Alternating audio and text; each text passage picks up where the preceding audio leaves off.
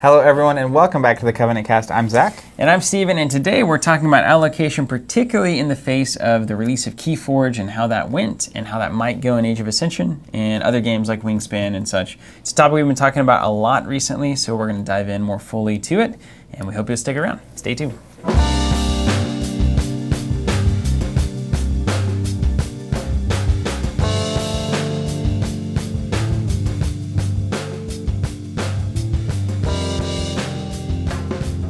We're in. Here we are. So the topic today is allocation, and I know I can hear it at home. I immediately slid up to the edge of my seat. Yeah, whoa, allocation, you say? Sign me up. Tell me more. But it is an important topic, and it's kind of the end, I would say, of exploration of the industry as a whole and industry topics that we've been doing since Gamma.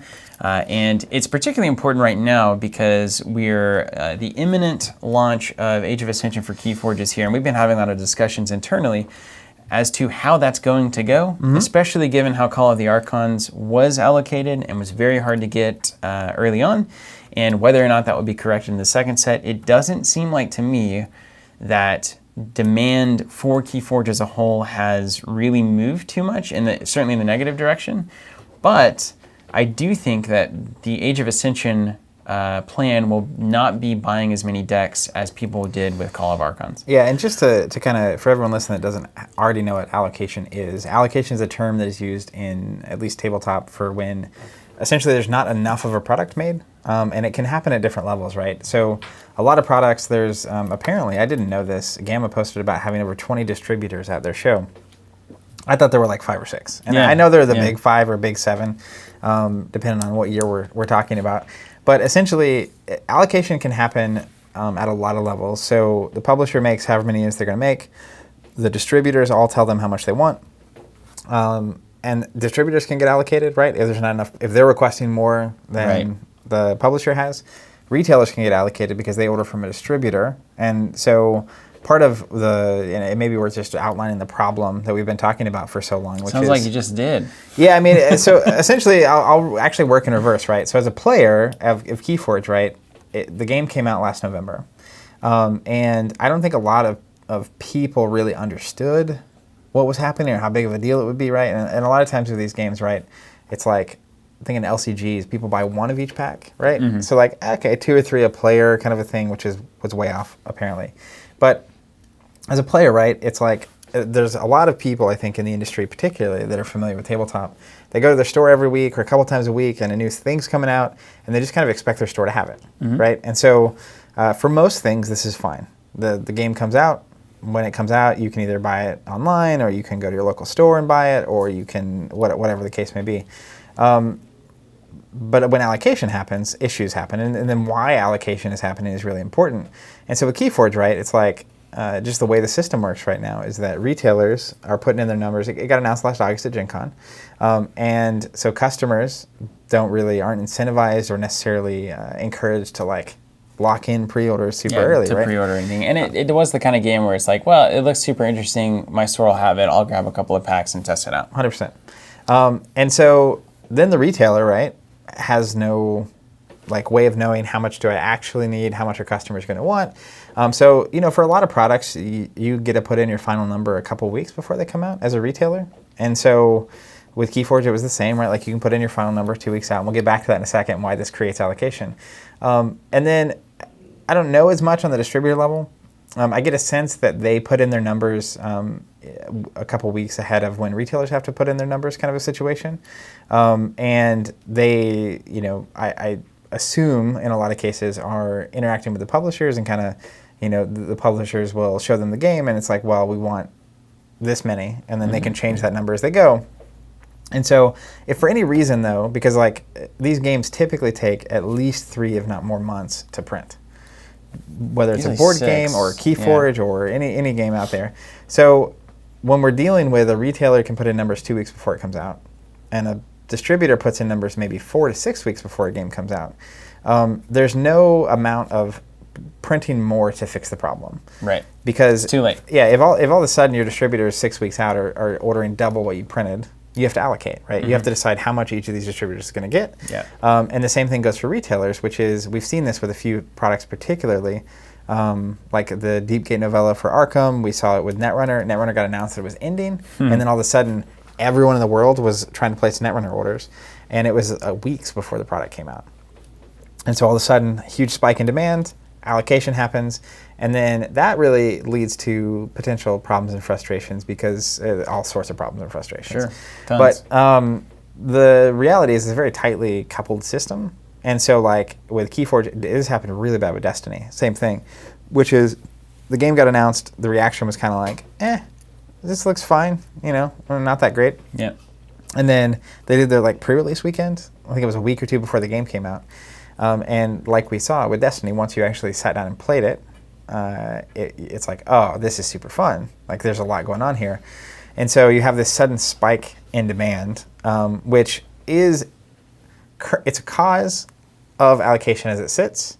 But there are ways of solving that beyond don't have spikes in demand, right? Yeah. And I think that's... Market's naturally going to have spikes in demand. I mean, you can't really expect, maybe Kickstarter can, a customer to really make an informed decision as to what they want if it's not even out, and especially if it's just on a sell sheet and it's the idea is it's a Euro game and it's going to seat 4 players and here's this unique mechanic that's going to make it cool. You got to really see, like anything when you're shopping, I mean, seeing the final product, feeling it, using it, reading reviews about it is all kind of an important step in making that decision. So one of the problems that you mentioned that I think is one of the bigger ones is that customers don't nearly have the information that they need to decide if they want to play KeyForge, 3 to 4 to 5 weeks to 6 weeks to 6 months before it comes out. Sure. Certainly not enough information to put down money on the spot and say, yeah, I'm going to bet on my liking this. Yeah.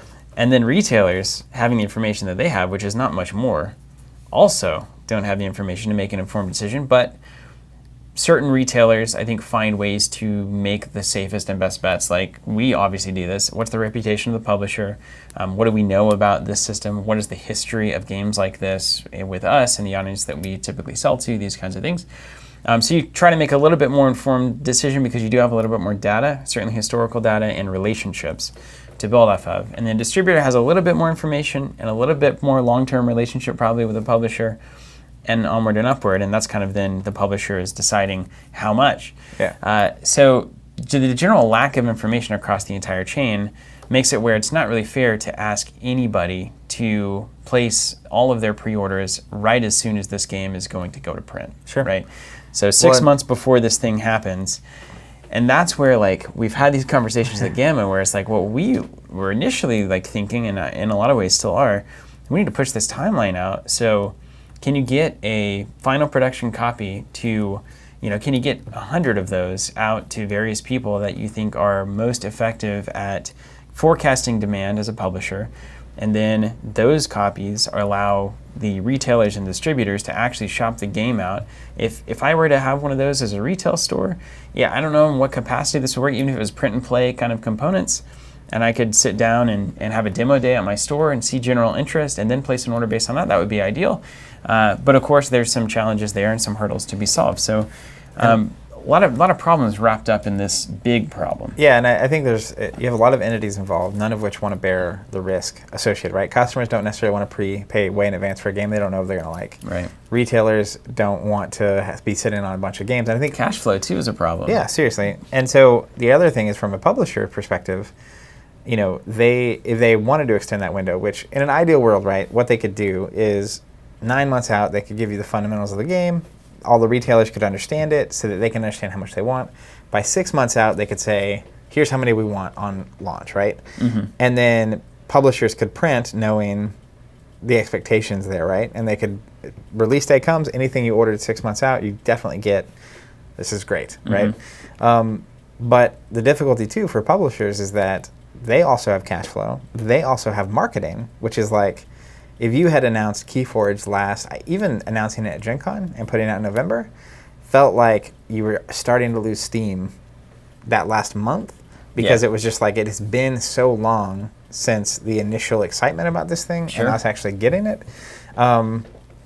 So I also, there's a million ways that I think you could have creatively solved this problem for KeyForge. And as an example, one thing we talked about pretty early was that, you could have essentially said, figure out some number of decks to print. Right? They had decks at Gen Con as an example, a limited amount. But it could have been the case that they let retailers basically apply to host a pre-release event, right? And it's like, we're going to make enough decks that anyone that shows up to a pre-release can get a deck. Yeah. And so that basically, this isn't the first set, this isn't the print run, there's going to be decks out in the wild and out in the world, and everyone can experience it. And then 9 months from now, or 6 months from now, we're going to put out a set. So retailers, you need to get your numbers in.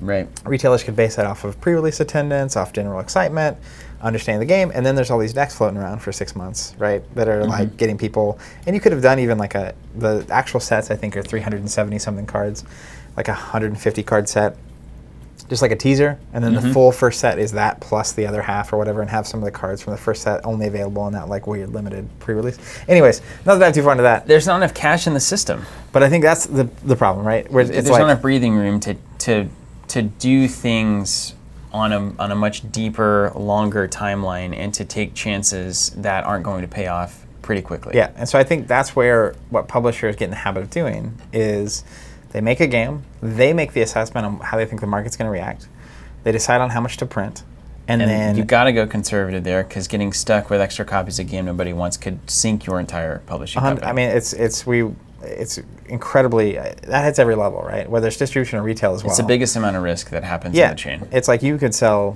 10,000 copies of this game, but if you printed 20,000, you broke even. Yeah. Or thereabouts, right? Or less, yeah. right? So that is a real struggle. And so then you get in the situation where you take a conservative bet, you announce the game 2 to 4 months before a game comes out. It comes out. If you did a really good job, hopefully you sell all of that. And there's a huge demand. I think Wingspan was another game recently that we talked about a lot that had that same problem. And that leads to allocation, right? Yep. And so the thing with KeyForge that's interesting is set 1 didn't allocate. Which is important. It did not allocate. Yeah. And when Destiny came out as a comparative, it did, but I think it was actually less about allocation and more about you can't up your numbers. Like, we don't have more to give you past the 2 boxes you put in for a month ago, which was obviously nowhere near enough. Yeah. So with KeyForge, though, I remember even a couple days after it came out, you could still order it from distribution. But then so they came out on a Thursday. By Monday, you could no longer order it from distribution. Right. It was gone. People got their hands on it. It was like, this is awesome. And they realized the like how fun it was to explore and find new decks, right? And it was all of a sudden you had a player buying 20 decks or 30 decks. Yeah. And it was like no and then store. all of these orders start flooding in distribution, and then those orders now we got to shut this off because it's not available, and then they're here gone. we are. So looking kind of ahead though, I think this is what makes the conversation right now for KeyForge interesting, is that so it goes out. And then I think FFG actually did the best job they've done yet in recovering from that, which is starting in January, which was like a month, 6 weeks later, we started getting little drips of product, right? And it made it feel like they were basically just printing some and shipping it over and printing some and shipping it over just as fast as they could. Because we would randomly, our rep from our distributor would be like, we have 2 displays. Do you want them? It's like, yes, of course. All of it. You say yes. Just answer yes automatically. And that kept happening over time, right? And you saw retailers slowly starting to get them, and players, being able to find them. And now they're kind of we have a stack of them here. They're in print, right? We can get them. But this Fantasy Flight's in a tough position. So you have a new exciting game by Richard Garfield that is a totally unique thing, right? And this is the thing we talked about even before the game came out, which was like, okay, I bought 30 and I literally did 30 decks from the first set. I cut down to the 15, that I want to traded or gave away or sold or whatever. And then now I'm looking at the second set, right? And it's like, I think even the second set, I'm willing to okay, I'll buy my, technically I'm going to buy 24 because I want the keys that are sitting right here. But I'll get my decks, right? But that was the second set. It's like now I have, even if I keep 10 or 15 from every set that I really like, now I have 20, 25 decks.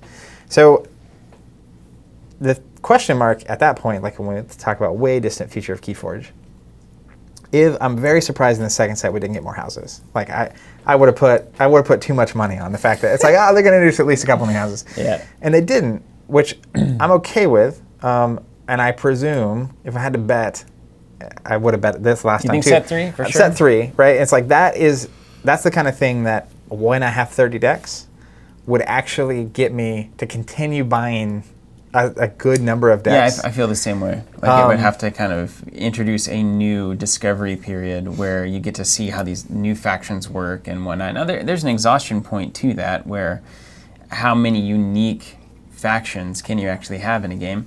And do you eventually, eventually maybe set 5, Brobnar comes back, right, for a couple of sets, and then they leave. And obviously you can tell something in the story. It could also be like Brobnar gets, hit with some crystal, right? And it's like, well, now it's like the Mars Brobnar baby, right? Yeah, it's like this weird faction. There's a lot of things they can do there. That's if they keep it fresh. And one of the best long-term things about KeyForge is the fact that no matter what they do, I don't have to buy any more ever to keep playing.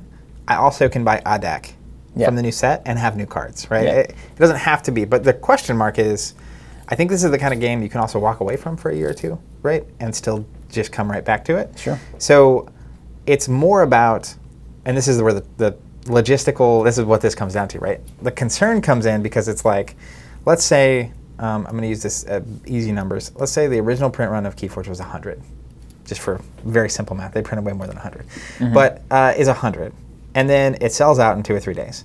So then you have January, February, March, where you just keep loading supply in, right? And it keeps selling, and eventually some point in April they caught up, right? There was enough decks out there that they weren't just immediately gone. Sure. So I think it would be crazy if it were me, right? And I would hate to be this person, right? Who's the quarterback that gets to decide where to throw this ball? Sure. You could look at it and say, okay, we ended up selling 300. That was our 300 whatever units we're talking about.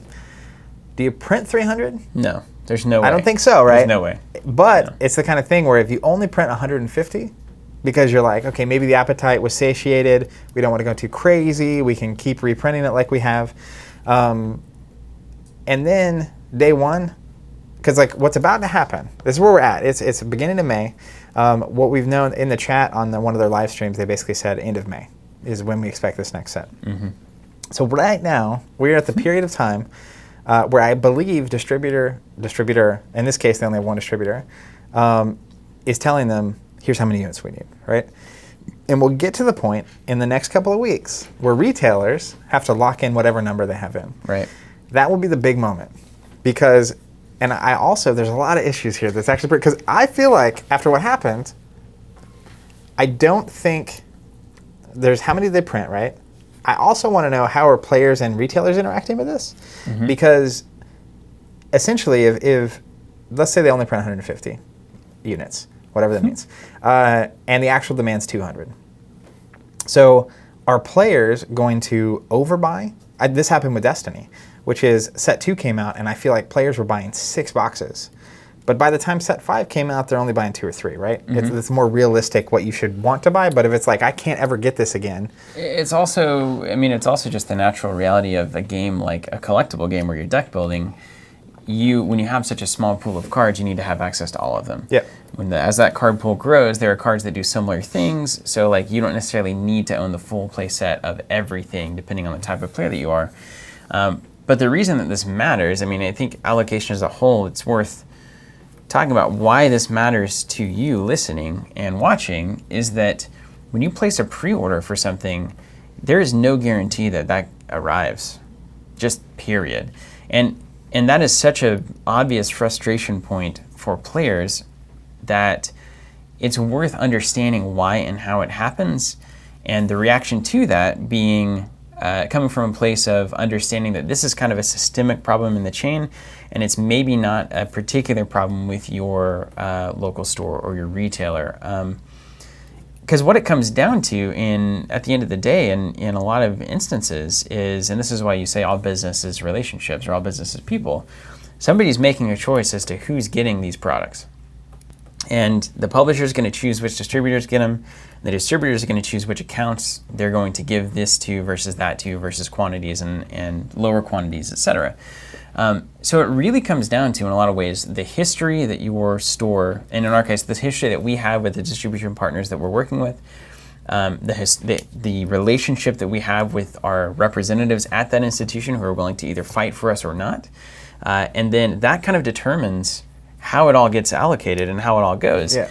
So it's important as players to understand that even now, any pre-order you might have for any game that's going to come out is never a guaranteed, I'm going to get this. And it's hard to frame it like that as a retailer, to say to people like, this is a pre-order, maybe, and if not, we'll refund your money. And especially other industries generally don't. That's not I how don't it works. experience this anywhere else. Well, and It's a little weird. Very few industries also where I pre-order. That's true. So I even think about like when I bought my new phone, it's like I couldn't order it till a certain day. And then when I could order it, they told me a timeline when this would be available, right? Yeah. So, and it was like within 4 weeks kind of a thing. Yeah. But it's true. It's like, it's not guaranteed, really, like really, really guaranteed. There's things you can do, but at the same time, it's like, as an example, I think we've seen this with some of the products that have come out over the past couple of years, but like if you only print 100 and demand is 500, right? That's also different than when they print 100 and their demand's 125. Yeah. Right. So, and it doesn't. Other issues that happen here, right? And this is the actual issue that I think is the underlying, like, kind of can create weird stuff going on, which is when retailers put in their numbers, are they going to put in their numbers very distinctly remembering what happened last time, which is 3 days later I couldn't order any? Right. So maybe especially because at this rate they're putting a set out every 6 months. So I'm looking at it and it's like, I don't want to run out of decks a week in a KeyForge. One of the best formats of this game is sealed. Yeah. People show up, pay $10 and you play. So we don't have information. We don't know how aggressive they are or aren't being, how long it's going to be between now and when you can actually order it again. Yeah. No idea. That, just to be clear, retailers, as far as we understand, have no idea ever. And if you're a retailer how out there a print run's and gonna you have go. a way of knowing, please let us know. I would love I to. mean, we don't know if they're printing 1,000 decks or 1,000,000 decks. Yeah. Literally have no idea. And so that's where, if you have, as we've kind of found out at Gamma, there's 5,000 or 6,000 retail stores in the country. And it's like, if every one of those stores last time, I get the idea that there was a lot of those stores that ordered 2 or 3 displays, which is 20 or 30 decks. But if now, because they've seen it's successful, right? Yeah. And there's this thing, it's like, does every store order 15 displays? Yeah.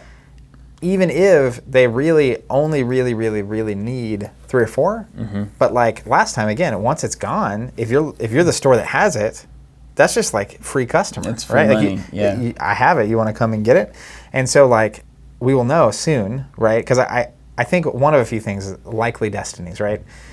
When the call happens to retailers, they're gonna put in their final numbers, right, and then things will be normal. Everyone gets what they wanted. They printed plenty of it. There's plenty of product to go around. Things are great, right?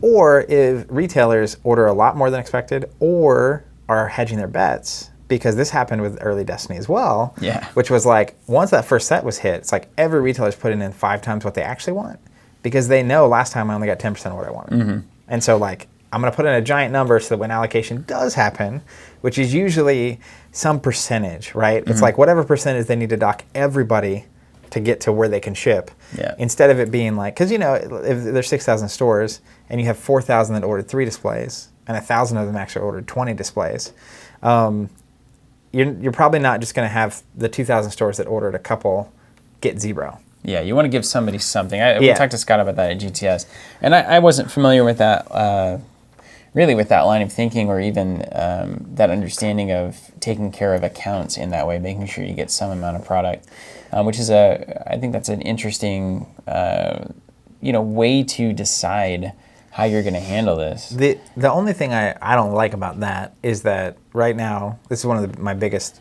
kind of like frustrations with the system is that like it doesn't take into account the timeline of when you put in your numbers. Right. So the people that put in, all of a sudden when you know that the Netrunner thing is going to be out of print, and retailers that maybe haven't ordered Netrunner for years order 10 copies of Netrunner, then it's like, well, we want to give everybody 20% of what they ordered.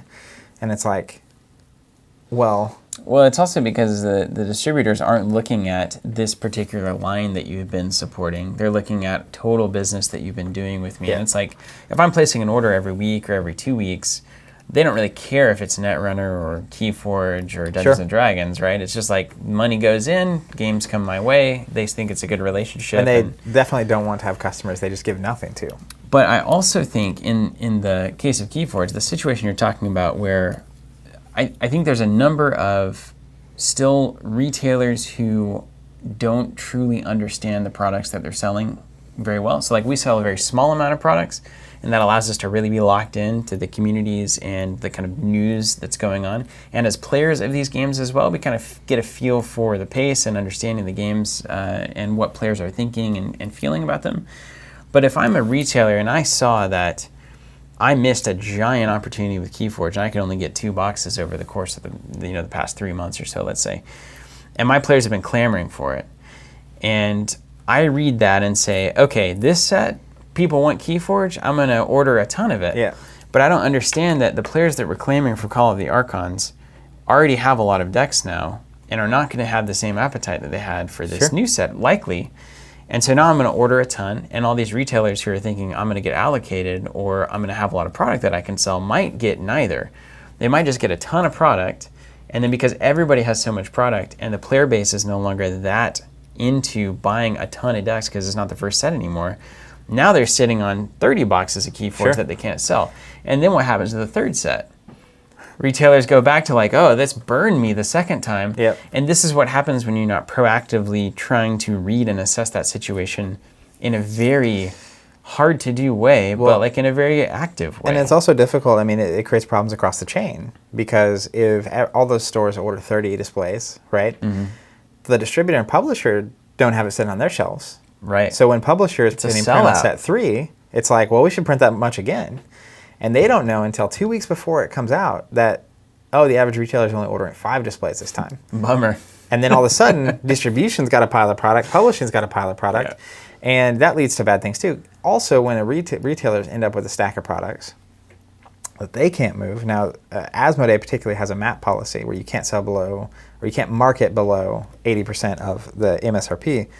But if you have this flux of products, right, like the natural thing for a retailer to do when I have too much of a product, right? Sales. Get rid of it. Make it cheap. Even if I can just make my money back or most of my money back, it's better than it sitting there for 6 months. Yeah. Like I can, because again. So now it looks like nobody wants to play KeyForge. And then that's a problem because all the KeyForge players that paid $10 a deck or $8 a deck, if somehow people are finding $4 decks on Amazon, even though it's against the rules, right?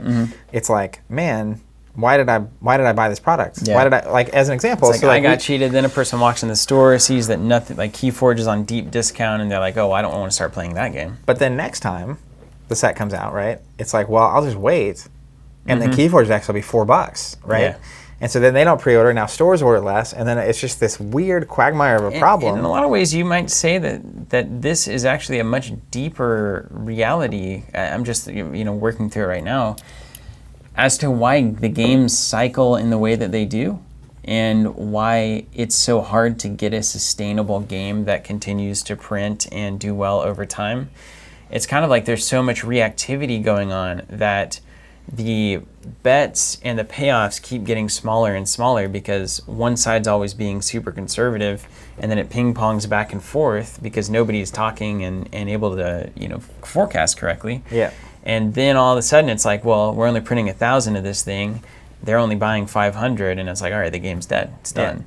Now that's really a fascinating thing. It's a much bigger problem than I think I had anticipated. Originally thought. But I was going to say one caveat. Don't lose your thought. Okay, I got it. Yeah. Is that the other reality I recognize as we went to Gamma and we talked to all these different people is that 99.8% of games don't have this problem. Yeah. Right? So most board games aren't Wingspan. Yeah. Most other games aren't KeyForge, right? Or Destiny, or whatever problem they run into. So that's also where, like, this is a system that was built around, right now we have 3,000 or 4,000 board games coming out every year, right? Which is nuts. There's so much more than it used to be. So of course, distributors don't want to over-order those, and retailers don't want to be stocking too many of those. But for the most part, right, it's like they do a print run of a game, a publisher sells 70, 80% of it, they make their money back, they make some profit, and then over time they can maybe move the rest of it. I think the most successful games are the ones with a little bit longer tails, right? Oh, definitely. That's what all the board games are trying to do. This is the Catans and the Ticket to Rides and even the site. All you got to do is press print, you make your money. It's the kind of game that people just keep buying, right? And it's that successful. And a lot of games, not a lot, a handful of games do that. The other thousands of games, right? It's like they do their one print run, they make a certain amount of money, and then they're out of there. And then, like, sometimes it's 10 years later, and then new company swoops in, picks it up, does a reprint. I've seen that a lot. I started following the board games subreddit, and am learning so much more about just kind of like consumer behavior, especially when it comes to board games. And like how it's like, oh, a 3rd edition reprint of this thing from the 70s is coming. There's 2,000 copies. And it's like, how does anyone find out about this stuff? Yeah. It's insane. Yeah, it's pretty crazy. So anyways, the system most of the time is working. And that's probably why it developed the way that it did. In an adequate way, right? Yeah. And this is just this is a problem that's created with a very select few. It's any time that forecasted of demand is significantly lower than actual demand. But really what we're saying is it happens whenever highly successful games hit. Yep. And so it's like, some people might say, well, if it's not happening very often, why bother solving the problem? And it's like, because the vast majority of money that is being made is on these highly successful games that hit like wildfire. Yeah. So if you solve for that, you can allow for a better experience and more of those highly successful games, and therefore everyone should be happier. But it brings me back to this point of, when you're playing Mario Kart, right? Yeah, everybody. I love that we got here. Yeah, John's like, all right, something I can lock into. You always got your trust in acceleration and top speed. That's a racing game fundamental, and it will be that way forever. So you can either get up to speed. I didn't know there was a choice. I just thought it was just give me both. Pedal to the metal. No, you just go. You can get up to speed quickly, which is really good for when you need to recover from crashes or when you need to make sharp turns and those kinds of things. Or you can put your points in top speed, which is that you will not be beaten as long as you drive really well and you don't make any mistakes, right? Typically. And some courses might. The more like just straightaways there are. Sure. You're going to win the leg race. The Donkey Kongs of the world versus like the Yoshis and the Mushroom, the Toadmans, whatever he's called. Is Yoshi like super agile? I think so. That's what I normally play. I never looked at the stats though. So. Yeah. And what we're dealing with right now is an industry that has fully invested in top speed. So, and this for obvious reasons. You can get everything printed overseas, typically in China, and now some are switching to like Taiwan and other factories. But the problem with that is that you do not, your reaction to things is so slow. Yeah, you don't have any agility. If you call it right, it's the best way to do it because you have the lowest possible price that you can get and you make the most amount of money per unit. Great. But if you call it wrong, you literally take months and months and months to get back up to speed, as it were. And that's where I keep coming back to this idea of if there was a manufacturer who could really take this on in the States and offer the printing of products at a higher price, naturally, more developed economy, et cetera, but also gave the ability to react very quickly to market changes and forecasting challenges. Particularly with like very card-centric games like KeyForge. Yeah. If there had been a factory where you could print these at 0.4 cost, 40% higher than you were in overseas. Yeah, or maybe even twice as high. But you could have had it 2 weeks later. Mm-hmm. There is a significant amount of additional like revenue that can be captured there by having it faster. Right. And the long-term implication on these games, right? Because like I think Destiny suffered extremely from this, which is hype was so real when that game first came out, and then half the people interested can't even get it. Yeah. Problem. And that is that's and a lot of times they won't stop. It's like the website, right? Like we look at data and statistics and whatnot. And like if it's just annoying, you can't figure out how to check out, you'll just leave. Yeah. Right? And you're never coming back. And it's the same thing with a lot of games. It's like there's plenty of games out there.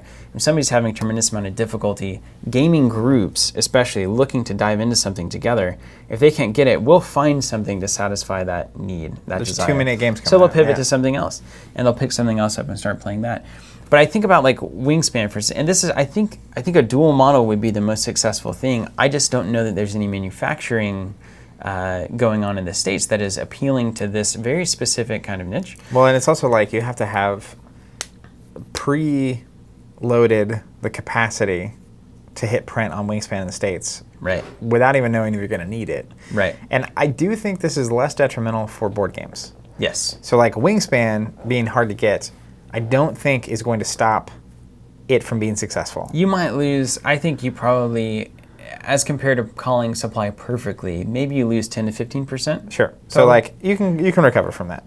The risk is that if you have to print large quantities overseas and ship it over, is that, again, if you sell 10,000 units and then you print 10,000 more and only sell 2,000 of those, you just turned a major victory into a defeat. And that's the problem, and that's why I think this kind of a model is worth thinking and talking about, because even with Wingspan, as you say, that second print run's just as hard to call. And the third print run's just as hard, if not harder. And unless you achieve the magical, I'm consistently printing 5,000 units of this game every quarter, and they sell, and they sell, and as long as I can do that for a while, then by the time you only sell the 2,000, it's like, okay, I had a great run. But if it happens the second time, it's not as good. But that's where I was like, with expandable games, with community-driven games, right? Like with Destiny, I remember tons of people want to play and they can't get the stuff. Yeah. And so the thing you have to have for Destiny is the players. Yeah. If I bought Wingspan, I can play that with 3 or 4 friends. They don't have to own the game. They don't have to buy the stuff. But like if I'm into KeyForge and I have my 6 decks that I got and then I can't get any more, and then I'm like, Jonathan, Steven, you got to check this thing out. Yeah. And then you're like, well, I would love to, except for I just can't get it. And then it's like, okay, well, I'll see you in 3 months. Yeah, that's a big problem. And so there may be a way to think creatively about how these problems can be addressed that isn't just kind of throwing your hands up and saying like, well, it can't be done. Like if anyone's listening, if you have a factory, and it doesn't have to be big is the thing. It can be pretty small, and it works best for like card games, I think, initially, which is just cardboard. You're printing on it. You're boxing it up. There is an opportunity for someone to be that little short run. I think somebody US printer. could run in and start to be the person that is kind of the emergency supply person, and it's like, I need these. I can get these to you by next week. We maybe not can get 40,000 units to distribution is what they wanted, but we can do 5,000 this week and 5,000 the week after and 5,000 the week after, and keep that kind of energy going so you don't lose it while you're waiting on that next shipment to come over. I think there's a niche there. I don't disagree. I would love with to you see it at happen all. too. I would really love to see it. So just on that note, right? If you do play KeyForge, it's coming out. Age of Ascension. We're expecting this next set to come out at the end of May. And we have no idea how it's going to go. I am telling you, I am so interested in it and like watching it. It literally could be nothing, right? It could literally come out, everyone gets what they want, no one says a peep. So it could go perfectly for everyone, essentially. I just haven't seen it. I've never seen that happen. I'm seeing it now in like the late stages of Destiny, where like a set comes out, people get what they want, no one's making a fuss about it. We also don't know how much a publisher's sitting on or a distributor's sitting on of unsold product. Well, that's a different problem. But I'm saying, like on our end, like if the second set of KeyForge could come out, you just don't hear anything.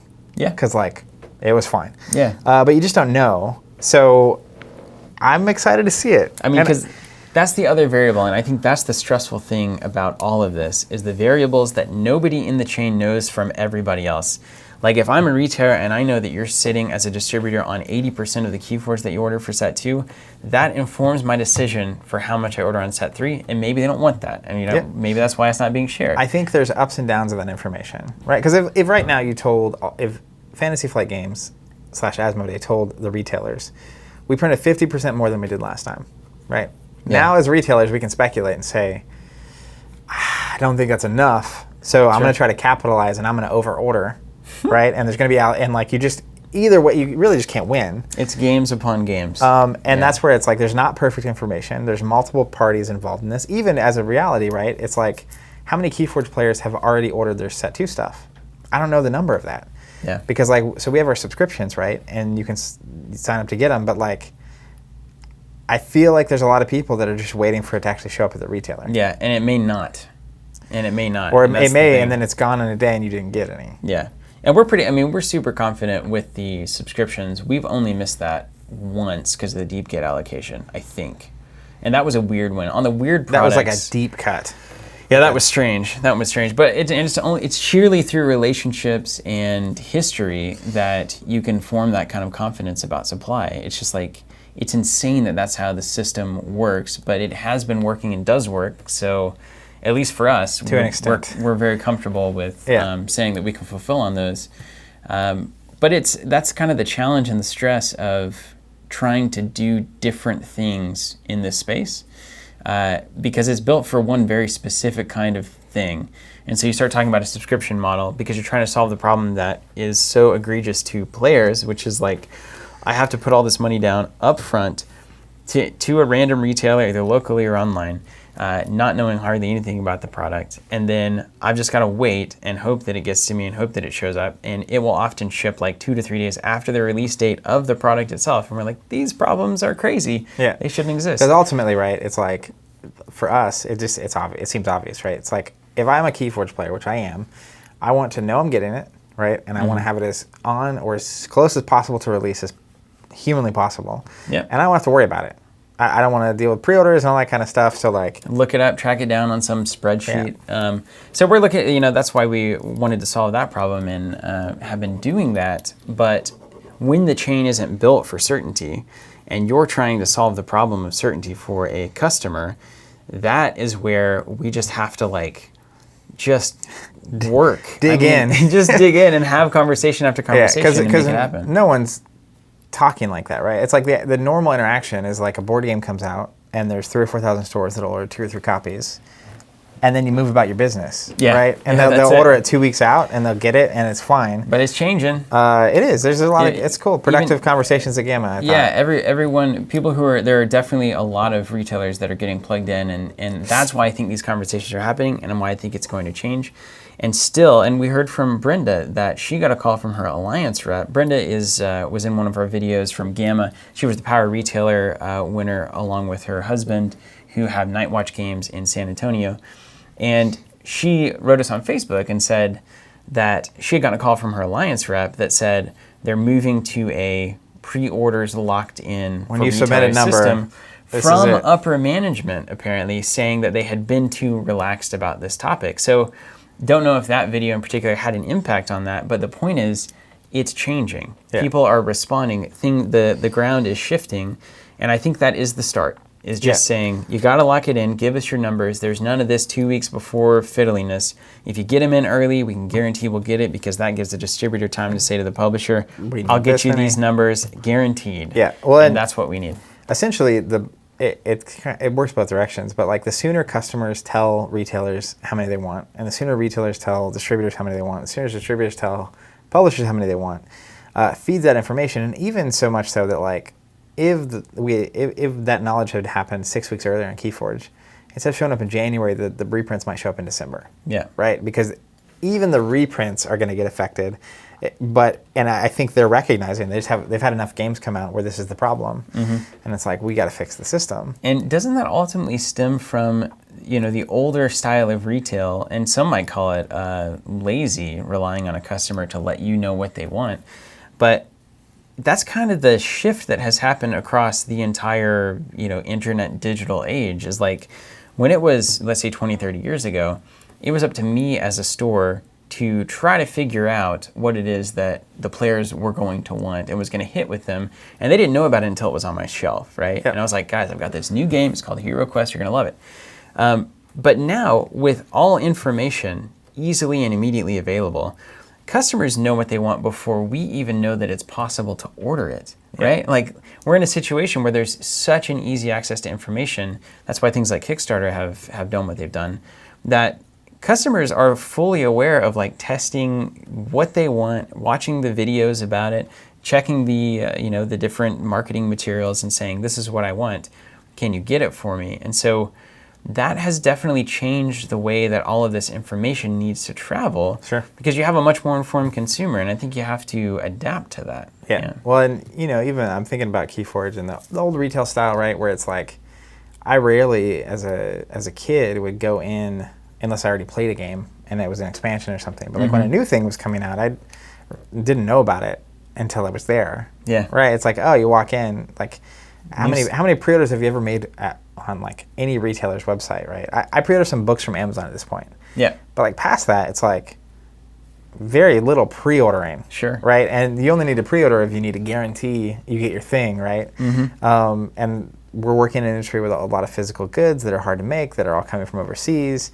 That's a smaller audience, so it's also, you have less like wiggle room. Like if you're printing 10 million units and demand is like somewhere between 7 and 9 million, like you just have so much like granularity. Yeah. But when you're down to in the thousands of units of certain things, it's like, again, overprinting by 1,000 could be death. Yeah. Death of the game. And we actually heard that a lot of publishers, that is what kills them. Yep. Just one game. one game overprinted and called wrong. On that note, if you want to guarantee you get your KeyForge stuff, go ahead and mention that. We're as real close quick. to a guarantee as we can get. I mean, that we're in the same position as a lot of people more generally. But we've been working on this system and developed the relationships and logistics to do about as close to a guarantee as we can possibly get. I think it's as close as nothing's. The truth is, really, when you get down to it, nothing's guaranteed. Right. But at the same time, we have a pretty good success rate. So we believe it's the most guaranteed pre-order style thing you can do in the industry right now. So you can sign up. We do displays through subscription for KeyForge. You can still do that for set 2. You don't get charged when you sign up. You won't get charged until about 2 weeks before the set actually comes out. We're also doing a thing. You can see, if you're watching, you can see them here. We have these. We did our Archon token keys in a black acrylic with these shiny, like sparkly. What are they called? It's like a metallic. Paint That's fill. the word. Yeah, they're beautiful.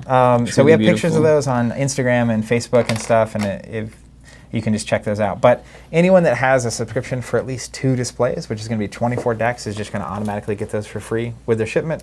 And those subscriptions, even for 1 display, minimum advertised price, free shipping, super simple, super easy. And we try to get those to people, at least in the U.S., on release or extremely close to release. We're looking at 85 to 90%, last I checked, of people on these subscriptions getting it on release day. Yeah, and so we're in a situation here with set 2, right, Age of Ascension. It's kind of a shock. I mean, like I said, I'm very curious to see how it works out. Either it'll be totally chill, everyone gets everything they want, or we'll have another run on the market. All hell will break loose. Yeah, I mean, and the thing is, I think if you're paying attention, and we'll probably talk about it on the cast the week it happens if it happens, it'll happen probably the week before the game comes out, or the set comes out. You start hearing the whispering. And it's like, stores will start saying, hey, I'm only getting half, so I can only give you, as a customer, half of what you asked for. Or none, yeah. Or none. And so just watch out for that. If you are wanting to get this and you don't grab a subscription, and just pay attention, because it's the kind of thing, I'm excited to get the second set. I'm excited to see how it plays out, but I'm also excited to get the second set, right? Yeah. So it's would be pretty devastating if it was like, oh, I'm only getting 6 decks instead of technically the 24 I'm ordering right now. Or if you've got 2 friends who placed a pre-order over here, you place a pre-order over here, you don't get it, they do. That's like, ugh, I hate that. I've actually been in that situation before, and it's a real bummer. At least though with KeyForge, I think it's, of all the games I've ever seen, this one can resist the issues that every other game I've seen tries to better than anything else. Yeah, all you need is 1 deck. At minimum, even if I don't get any new cards, my current decks aren't less good because there's new decks. That's true. Whereas with a constructed deck building style game, it's like, if you have twice as many cards options as I do, it's just kind of a disparity. Yeah. So this is a little different. That reality makes this so weird, actually. This is forecasting. This has got to be. This is a brand new situation. Because honestly, and I don't know the ethics of this, right? Ooh. Tell me more. Yeah, ooh. Start the cast with this part of the conversation. I don't know the ethics of it, but were I a publisher of this game, right, I almost intentionally limit it. Right, you at least play it very conservative. Well, it's even if you print 100, it's make 75 available, and then if it runs out, you have the next week. It's oh, here's some more. Drip. Okay, so you go with the drip philosophy. If because there's just that I've seen it, right? What's the run on the market? Once you can't get what you want or enough or whatever, people go, and again, I don't know the ethics of it, they go crazy. Yeah. And it's really though, if you want these decks, you got to order them, right? And it's if it hits, and it's if I only get 1 of my 2 displays, for example, that I ordered, and then it's and then a week from now, it's hey, we have a limited supply. Yeah, you can maybe get I'll take a display, right? Because I just want my decks. But at least that would because again, the other side of the coin that's not so good is when every retailer has way too much. Yeah. Mentality around the game gets bad. Retailers are less excited about it. But that's why I kind of liked what they did with set 1. And I don't know, maybe it was intentional. That'd be genius. Well, they had to have. I mean, how else can you drip product every week? Well, they were dripping product. I don't know if it was every week, but it also took. It was it came out in November, and it took until January. So I feel if it were a little intentional, they would have started happening. But that's where it's you know, if because back with set 1, every time there was a product available, we said yes to all of it. Yeah. Right. And every time we had product, customers are like, how much can I buy? It's Sure. like, hey, It's a good question to ask. we're limited to three Retailers a are like, player, this right? is the best question Yeah, ever. that's what I'm saying though. Is like even if you print 200, because another unique thing about KeyForge, not to go on and on here, is that But we will. we will this first set, right? It's like it still is viable a year from now as it is right now, and so like even if they held some back, it's like I think in time it will move. The Kali Archons, yeah. Yeah, and it's like, well, No product's dead. if you have the cash, it's like instead of printing 150 like we were talking about earlier, print 200, only put 100 in the system, have the same problem, drip product out, move it as you go, and then don't ever have this situation where all the products sit on retailer shelves and they're looking to discount it to $3, right? That's interesting. Yeah, that might actually be the right move from a publisher. Hard to say. Pretty interesting. At least on the retailer end, if they told us basically like, hey, people that ordered more than 3 months ago are getting everything they asked for, everyone else is only getting half, and then like 2 weeks from then they're like, hey, we have some more, do you want it? I think the answer from every retailer is, I'll take as much as you'll sell me. Yeah. Huh. Interesting. Well, these problems, they're going to get solved. I think in the next 2 years, something's going to shift dramatically. We're already seeing some of it. The distributors are changing. I think even Kickstarter is a direct, like, you Kickstart, you know exactly what demand is. And that's the thing, as Patrick said, like, if a system's bad enough, it pushes things out. And Kickstarter was pushed out as it became the #1 publishing platform, or games on Kickstarter is the #1 segment on Kickstarter for a reason. Because it's solving the problem that a bad system has pushed out. Yeah. And so hopefully, you know, the system can improve and pull the reins back in on a lot of these places where direct publishing and going to Amazon and whatnot. But you might not be able to put that cat back in the bag either. So it's constantly changing, tumultuous time. So that's a little bit about allocation, everybody. It's something that is probably most interesting to us because we deal with it on such a consistent basis, and it is literally an issue that defines whether or not we are going to continue being a business or not. So it's a particularly important to us. Hopefully you got a little bit of excitement or knowledge, understanding out of it as well. Hopefully just some understanding. I think it's helpful. I'm interested in understanding, spreading that around the industry and in the players and customers and community as much as we can is something we can do because we're here in this spot where we have this information and nobody typically is just telling people how it works. So happy to do that. On that note, there's a new Taylor Swift song, Zach, and I know that Yes, there is. I know that you're probably interested in at least saying a word about it. It's called Me. I think it's me with an exclamation point even. Oh, wow. Me. See what I did there? Yeah, for those that don't know, that haven't been following along in all, this is episode 99, I think. Yeah. By the way, next week's the big, or maybe not next week. It's got to be a revisit to the T-Swift, doesn't it? Well, I was getting ready to say, if there's not a better reason to go back to, but we did an episode, the reason I say this, if you haven't been following along for the 99 episodes we've done, we did an entire episode about her previous album, Reputation, that was both loved and hated. Everybody loved it. Everyone loved it, the comments except for were the half nothing the but people positive, that hated it. So yeah, the song, I think the song is great. I think it's phenomenal. I'm happy she did this, like, so she went from country to pop, 1989, to like almost like 80s dark Madonna-esque, like not Madonna, but like that like vibe of like dark and like a little more industrial, and coming from that kind of dark place, that kind of like it's a little edgy. How about that? Edgy is a good way. As edgy as Taylor Swift can be. Yeah, sure. And then this, she's it's so funny to watch. I'm in the subreddit for that, and I'm also in like the various subreddits, and the fandom for Taylor Swift is exactly the same as Star Wars and Lord of the Rings and Game of Thrones, which is like, so she'll post an Instagram thing, it's just like a texture or a piece of cloth and it's a color and whatever, and then it's like Reddit thread, 10,000 comments on what does this mean about her next album. Oh, of course, yeah. And she's really good about like teasing it. She'll like post hints and clues on her social media kind of stuff. But the whole vibe is just like very like light and like colorful and vibrant and like seems like happy. Yep. Which early was like very like angsty, like teenage stuff, and then like breakup stuff, and like I think this is the happy album. which I'm excited about. I could use a little happy. Coming out the other side of conflict or whatever, and being pleased and happy and celebrating. And one note from you. Use more. So the big news in my life, obviously, the Taylor Swift song. That's the big thing past week. That's the only thing you've been doing. You ran this weekend. I did. I ran a half marathon Sunday. How you feeling now? The last one I ran was 4 years ago. I trained a lot better for that one. I was going to say, but I did wait a lot second. better. You took a 4-year gap in running completely to do this thing? I of course have kept up pretty well over the years. But this one was interesting because I have been running into a problem with my left foot up to the calf after a while, falling asleep while I'm running. Like from heel to calf? Literally falling asleep. I can't really feel it. The tingliness is pretty much it. And I try to change shoes and laces and all of that, and everybody has different advice. Oh, that happened to me. Like, you need to loosen your laces up. You need to get a wide toe box. You need to get this and that.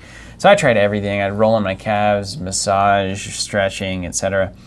And eventually went to a chiropractor. I got an acupuncture type thing done. They call it dry needling, and it felt insane and loosening up these calf muscles, which were super tight.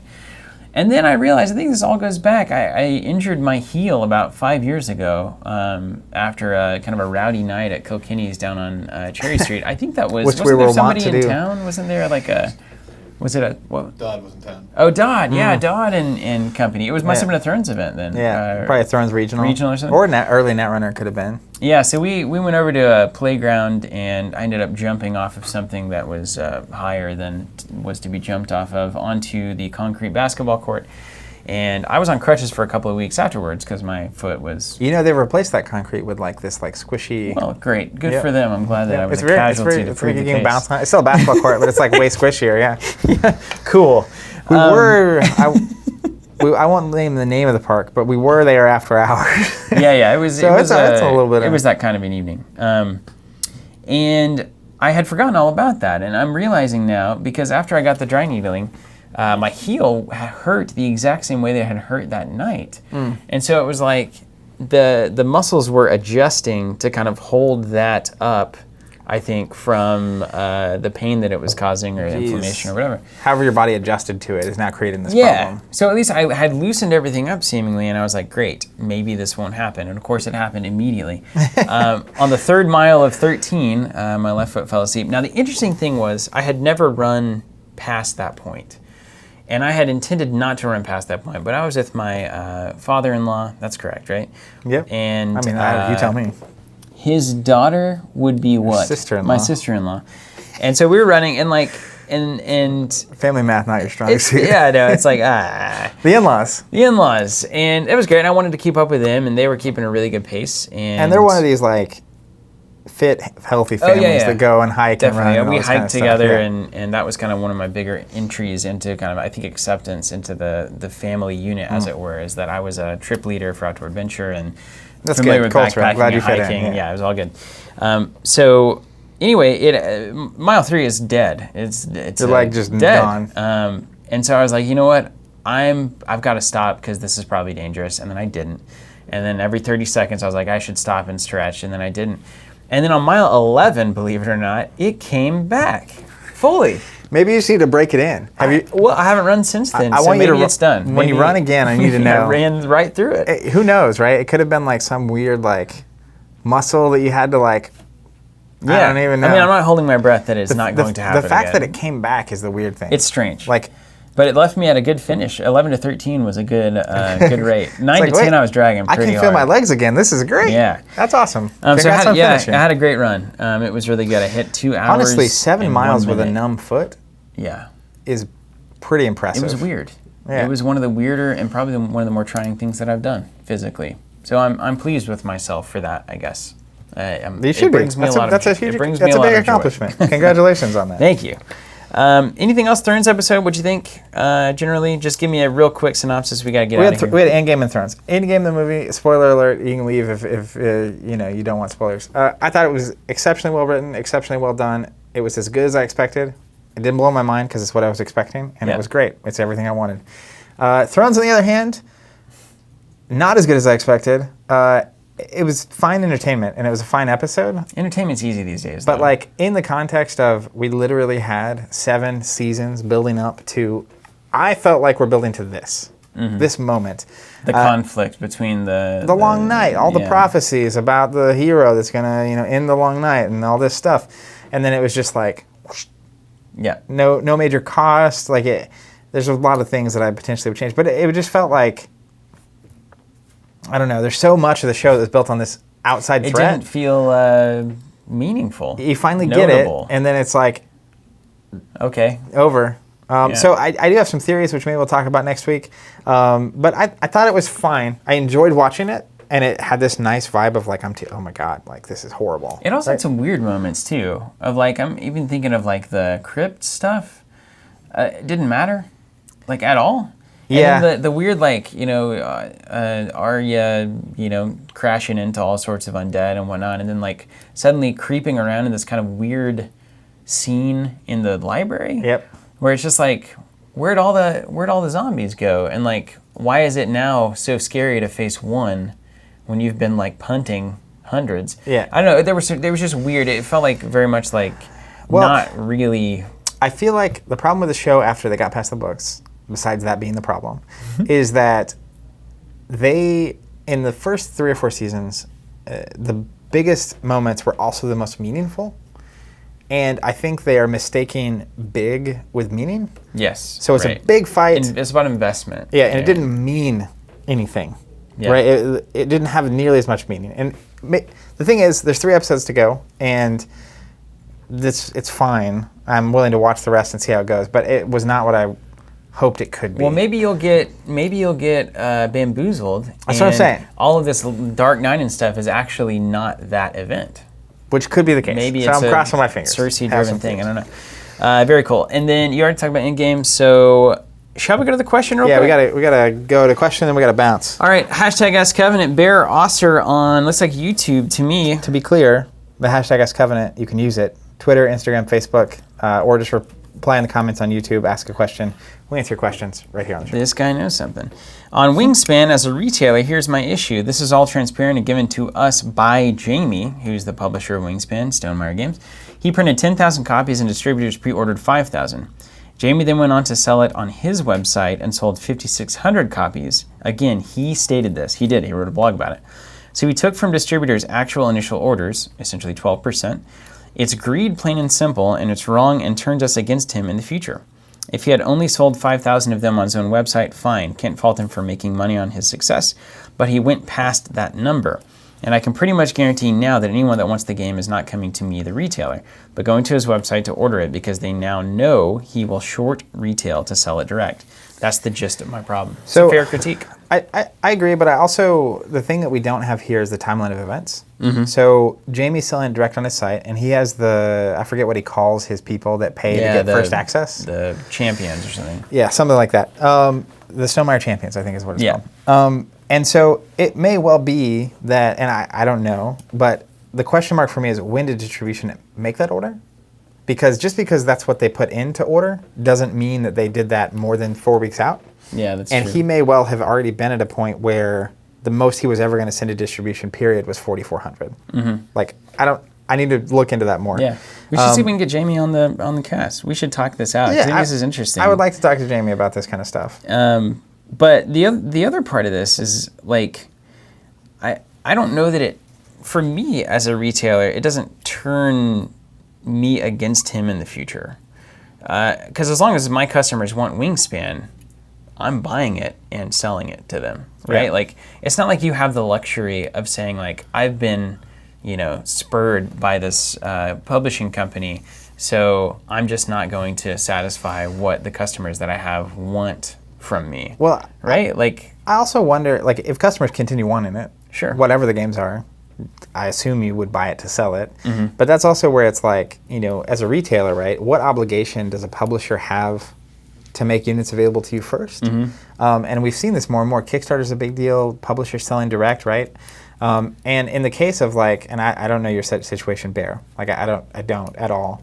But essentially, if you didn't do anything for Stonemaier or Wingspan, and you were just ordering units through, and it was a popular game that sold out, and yes, you are missing an opportunity. If you had printed them, you would have bought them. Mm-hmm. But like, if there wasn't an investment by you, like, what? and that's part of my problem with the whole system we talked about earlier, right? It's like if as a retailer you had ordered these 6 months in advance and then you get shorted, that's a problem, right? And he shorts them so he can sell them, right? But most retailers aren't worrying about a game until it's coming out, and then they get it and they sell it, and if it's popular, that's great. And so like, I don't know, maybe that's a whole episode, right? It's like, what is the publisher that does feel obligation like a to whole a retailer? episode. Yeah, and it's like, I think a good response is like, send Jamie an email and say like, He's very responsive. I love your games. I wasn't able to get Wingspan because of the way that this was all handled. And can we work on a solution that will guarantee that my store does get your games in the future? I mean, that's a start. Call your distributor, right? And have the same kind of conversations. I think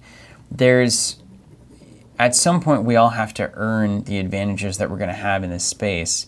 And you just got to go earn them. And I think that is a podcast that we should have. Can you just, essentially expect that this is how the change should work because it's the way it's worked in the past? If you're staring, I have so many thoughts on this. You're staring things. You're staring direct orders in the face and saying, "I'm making 40% more." I don't think that's necessarily just greed, plain and simple. I mean, that's just dollars and cents of my game's going to get to the same amount of people, and I'm going to get a better benefit to make more and better games in the future. We've got to do a podcast on this. Yeah, we're going to do a whole podcast on that. Thank you so much for the question, Barrett. That is great, and we should continue to have more of these conversations with you and others, hopefully well into the future. That's right. You ready to get out of here? Let's do it. Question, I'll just go ahead and ask it, maybe queue up an entire episode here. If you're watching, listening, leave us a comment. I would love to know, what do you think the obligation of a publisher is to a retailer? There you have it. Till next time, keep playing.